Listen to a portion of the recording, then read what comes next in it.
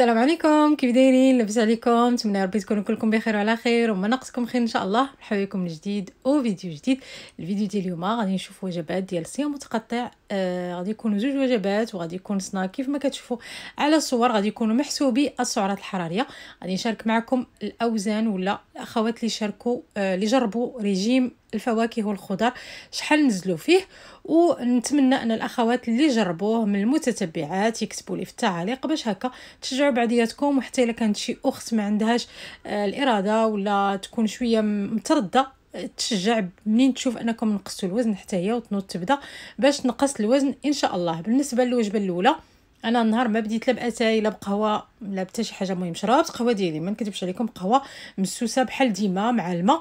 ولكن الوجبه الاولى هي هذه اللي غادي نشارك معكم. خديتها في حدود 11 ونص هكاك 12، خديتها معطله باش تكون بحال الغدا. علاش؟ حيت باغيه ناخذ غوتي زوين كما شفتوا في الصور. هنا عندي شويه ديال السومون فيمي، درت معاه واحد شويه ديال جلبانه، ماشي جلبانه، اللوبيا ديك الخضره. كانت بقات لي من الوجبه ديال ولادي البارح، وزدتها معها بيضه مسلوقه، 30 غرام ديال جبن الريكوتا، بزاف ديال الشلاضه، وواحد نص خبز ديال اللبناني ولا العربي. بالنسبه لاصوص هنا البنات، انا عصرت نص حامضه سيترون، ودرت واحد شويه ديال عصير البرتقال، يعني غير شويه، زدت معاه واحد شويه الزيت ومليحه باش هكا تعطيني لوغو، لانها شلاضه بزاف بزاف. خديت شلاضه. هاد الطبسيل هذا البنات فيه 395 سعره حراريه ولا 398، المهم ما كاملش 400 سعره حراريه. حنا نوصلوها 400 سعره حراريه. هذه كانت اول وجبه. قبل ما نجلس نهضر معكم غادي ناخذ بالنسبه للسناك الوحيد اللي غادي ناخذه هذا النهار. انا شحال هذه ما خديتش شي سناك. تشهيت قهوه وحليب، وغادي ناخذ معها الحلوه المغربيه اللي صايبت معكم.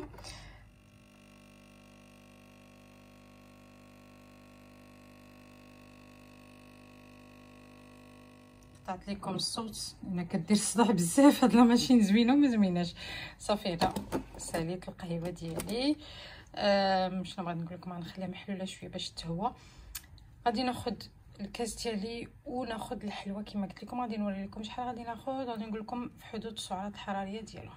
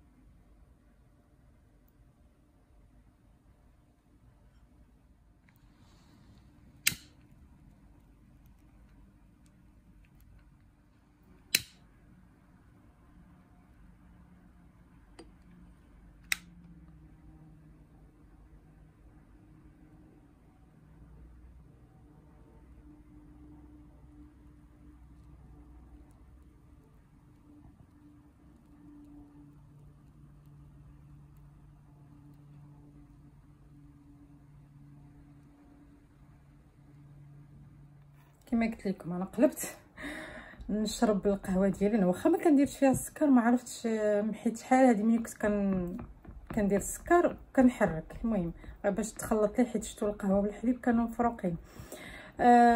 كنبغي قبل نشكر كل وحده، كل اخت دارت فيها الثقه وتبعت شي حميه من ولا شي، مهم شي حاجه اللي انا نزلتها على انقاص الوزن. كنبغي نشكركم كلكم، وحق الله الا كنفرح ملي كنشوف شي ميساج جاني شي اخت نزلت الوزن، ولا شي وحده تبعت شي غوسيت عطيتها لها ونجحت معاها، ولا فهمتوا يعني. مع انني في القناه كنحاول نوع ويكون ماشي غير ريجيم، حيت مره ما نكذبش عليكم يعني ولادي كيتشهاو شي حاجه اللي بالدقيق الابيض ولا بحال هكا، يعني كنشاركها معكم. واخا هكاك راه كنشاركها معكم بحال كاع الدراري وبحال كاع الناس. المهم كنحاول ما امكن يكون تنوع. كنبغي نشكركم وحق الله، وكنفرح اكثر ملي شي وحده كتقول لي لا طفره راني نقصت الوزن. ما تصوروش الفرحه ديالي قداش كتكون، حيت علاش كنقول الحمد لله يعني. شجعتها وتشجعات، وخا شي وحده يمكن ما تكونش عندها الاراده كتشوف هذاك الميساج كتشجع وكتقول بون هذه راه نقصات مثلا 10 كيلو في شهر ولا في شهر ونص، حتى انا نتشجع ونقص. وما كاينش شي حاجه البنات، انا نقول لكم ما كاينش شي حاجه تنقص الوزن الا ما درتوش الاكل الصحي والرياضه او الحميه والرياضه. الحميه بوحدها ما غاديش تعطي شي نتيجه اللي نقولوا واو، والرياضه بوحدها عاوتانك ما تعطيش نتيجه. خص ضروري هادو زوج يكونوا، وتكون معاهم الحاجه الثالثه واللي مهمه واساسيه ودائما كنقولها هي الاراده. الا كانت عندك الاراده راه غادي تنجحي، ما كانش عندك الاراده راه ما غاديش تنجحي وما غاديش تنزلي الوزن. واخا تاكلي صحي، واخا يعني غادي يجي واحد النهار اللي غادي تفشلي وما غاديش طيحي الميزان ديالك. بالنسبه للريجيم اللي نزلته معكم وقلت لكم باللي كينزل في الوزن وقلت لكم تبعاه مع البنات في انستغرام، انا غادي نحاول نخلي لكم هنايا الميزان باش تشوفوا بعينيكم. قيدت لانني ما كنعقلش لانهم جوج في البنات في انستغرام اللي تبعوه وجوج في الواتساب. فوالا هذوك اللي في الانستغرام تقريبا نفس الميزان، واللي في الواتساب حتى هما تقريبا نفس الميزان. الورقه ما جبتهاش، غادي نجيب الورقه وغادي نقول لكم بالضبط شحال كان فيهم وشحال نزلوا. ونشرب قهوتي بعدا نيت باش ما تبرش، باش نجيب الورقه ونرجع. قبل ما نقول لكم شحال كانوا كيوزنوا وشحال رجعوا كيوزنوا من بعد ما داروا هذا الريجيم ديال الخضر والفواكه، بحال قلت لكم في الفيديو كنقولها دائما، راه ملي كيكون الوزن كثير كنقصوا بزاف، ملي كيكون الوزن شويه كنقصوا شويه، ولكن ملي كنقربوا الميزان ديالنا اولا كنقربوا الهدف ديالنا ما كنحرقوش بزاف، لانه ما كيبقاش بزاف ديال الدهون اللي الجسم ديالنا يقدر يحرقهم. بالنسبه للاخوات هادو بزوج كما قلت لكم، غيزلان كانت فيها 83 كيلو ونزلات 2 كيلو ورجع فيها 81 مورا 3 ايام ديال الريجيم، يعني نزلات 2 كيلو في 3 ايام ونزلات سنتيمترات. جيهان 82 كيلو رجعت توزن 80 كيلو حتى هي 2 كيلو. هاد الاخوات بجوج في الواتساب عندهم نفس الميزان، والاخوات حتى هما اللي في الانستغرام حتى هما قربوا الوزن ديالهم المثالي الا بغينا نقولوا، وما عندهم نفس الميزان. الهام 68.200 ورجعت توزن 67.600، وفاطمه 68.7 68 كيلو 700 رجعت توزن 67 كيلو و100. انا كما قلت لكم راه غادي نديفيلي لي فوتو ديال الميزان ديالهم باش تكون شفافيه وكلشي، ما وراهم كيتفرجوا فيا هما غادي ياكدوا هادشي.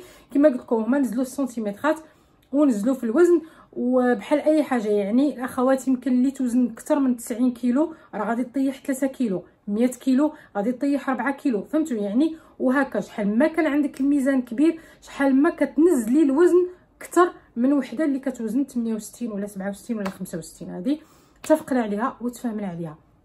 هذا غير كتشجيع وتحفيز، وكنت باغيه ننزل لكم ولكن ملي كان ظهري ضارني ومنين فهمتوا يعني كل مره كتجي حاجه ما زانيش الوقت انني نشارك معكم الميزان ديالهم. دابا جبتها الوجيبه، علاش لا؟ باش هكا نزيد مازال نشجع اخوات اخرين اللي باغيين يديروا حميه ولا ريجيم، وماشي تجي شي وحده وتقول لي وصافي غير 2 كيلو وصافي غير كيلو، هذيك وصافي غير 2 كيلو غادي تخليك من كيلو لكيلو انت غادي تزيدي. اللهم نقصوا يعني هاد 3 ايام نزل 2 كيلو مزيانه خير وبركه، ندير واحد الاستراحه ديال الصيام متقطع ونرجع عاوتانك نطبق هذاك ولا ريجيم اخر وننزل عاوتانك 2 كيلو وهكا حتى نوصل للميزان ديالي. شحال ما نزلنا انا كنقول لكم غير 500 غرام، راه لو كان ندير لكم واحد لا فوتو ديال 500 غرام ديال الشحمه غادي تشوفوا راه ما كتنزلش غير الشحمه بطبيعه الحال، كينزل الشحمه والماء. المهم اننا ما ننزلوش من العضل ديالنا، باش ما ننزلوش من العضل نشدوا في لي بروتين ولا البروتين هو اللي خصنا ناكلوا منه. انا ما كننصحش هذه الريجيمات القاسيه دائما، يعني مره انا دائما كنقول مره بجوج سيمانات، ولكن اللي يكون عندها الوزن كثير وعندها الاراده وعندها العزيمه وما عندهاش شي مرض تقدر ديروا مره في الاسبوع، وهي وعلى حساب الصحه ديالها وتشوفي الا كانت قادره تكمل كانت قادره شافت راسها ما مزياناش وجاتها الفشله وهذه ما تكملش فيها. المهم هادشي اللي بغيت نشارك معكم هذا النهار. شاركت معكم الوجبات ديالي كما شفتوا في الوجبه الاولى، يعني راه منين تشوفي التبصيل بحال هكاك تقولي هذاك راه غير اونطري، ولكن هذاك بوحدو 392 سعره حراريه. بالنسبه لهاد القهوه والحليب اللي غادي ناخذ انا، قهوه ما فيهاش سعرات حراريه، قهوه حليب انا ما كناخذهاش ديما، تقريبا مره في سيمانه مره في 10 ايام كاع الا خديتها. مشي مرات كناخذ الحليب بالشيا، مشي مرات دابا جات في خاطري قهوه وحليب. بالنسبه للقهوه الحليب انا اللي درتو ديال اللوز ما فيهش سعرات حراريه بزاف، هذا اللي خديت انايا 30 سعره حراريه، يعني عندي هنايا 30 سعره حراريه. بالنسبه للحلوى راني شاركت معكم الوصفات في القناه كاينين، غادي تلقاوهم، لا البهله ولا هادي ديال الكوك ولا هادي. نقدر نقول لكم هنايا المجموع تقريبا 160 سعره حراريه، الا زدت على هادي غادي تكون 30، نديرو حنايا 200 سعره حراريه ما فيها باس، نزيدو حنا ماشي مشكل. 200 مع هذيك 394 ولا 396، قولوا 400 ماشي مشكل، 400 وال 200 600. عارفه راسي بانني غادي ناكل هادشي، داكشي علاش الوجبه الاخيره غادي تكون خفيفه سوبا. المهم غادي تشوفوها معايا تكتشفوها معايا، ما نحرق لكمش المراحل.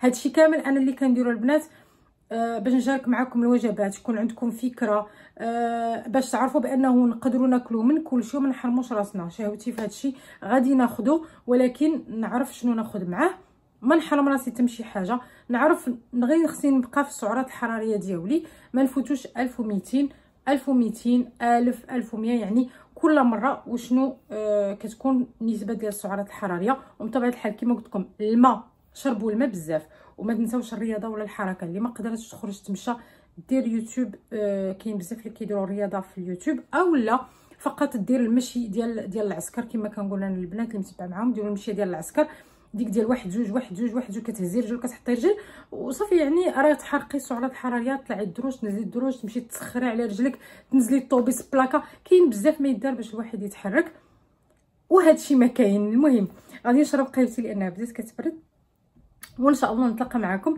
في الوجبه الاخرى. ما تنسونيش طلب وليس امر باللايكات، بارطاجيو الفيديو، كتبوا لي تعاليق زوينه، شجعوني حتى انا باش نتشجع ونشارك معكم هذا الشيء.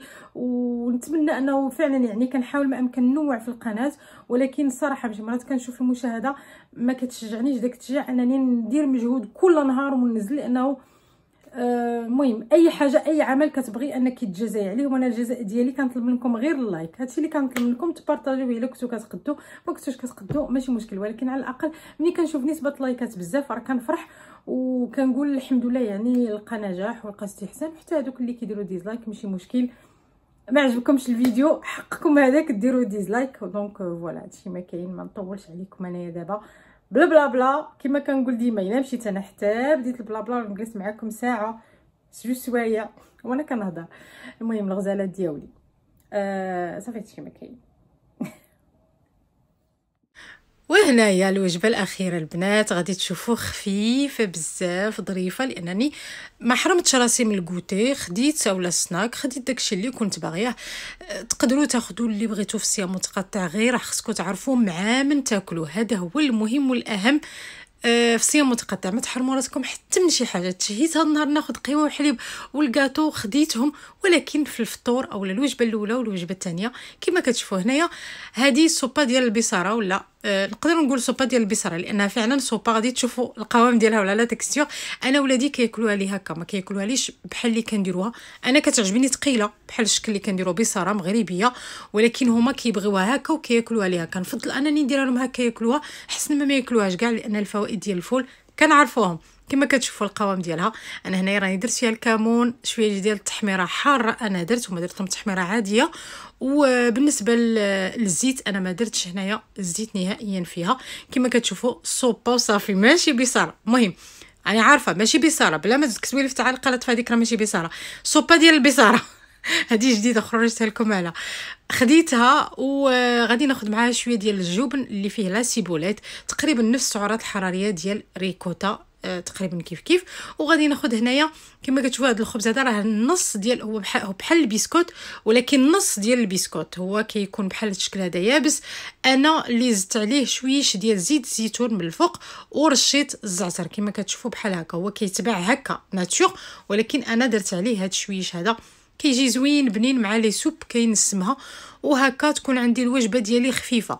تقريبا هنايا حسبت السعرات الحراريه ما وصلاليش 220 سعره حراريه، يعني كما كتشوفوا بالاجمال ما وصلاش 1000 سعره حراريه، قل يعني قل حتى من 900 سعره حراريه. ما حرمتش راسي كليت كلشي، عندي كاع يعني لي فيتامين لي مينيرو كلشي عندي هنايا في هذه الوجبات. غير المهم والاهم هو اننا ما نزيدوش الوزن وما نحرموش راسنا. هذا هو المغزى من الصيام المتقطع. نتمنى الفيديو ديال اليوم يكون عجبكم. ما بقى لي غير نقول لكم تهلاو في ريوسكم، تهلاو صحتكم، ونتلاقاو في فيديو جاي ان شاء الله. مع السلامه.